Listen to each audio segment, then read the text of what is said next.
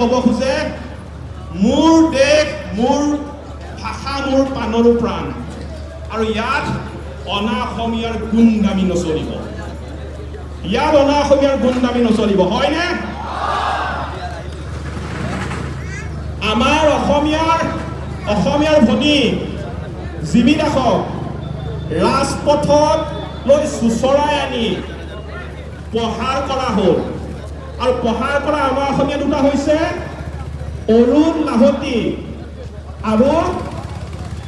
পোদ্দাৰ মনীষ পোদ্দাৰ গতিকে অৰুণ লাহতি আৰু মনীষ পোদ্দাৰ আজিৰ পৰা সাৱধান অৰুণ লাহতি আৰু মনীষ পোদ্দাৰ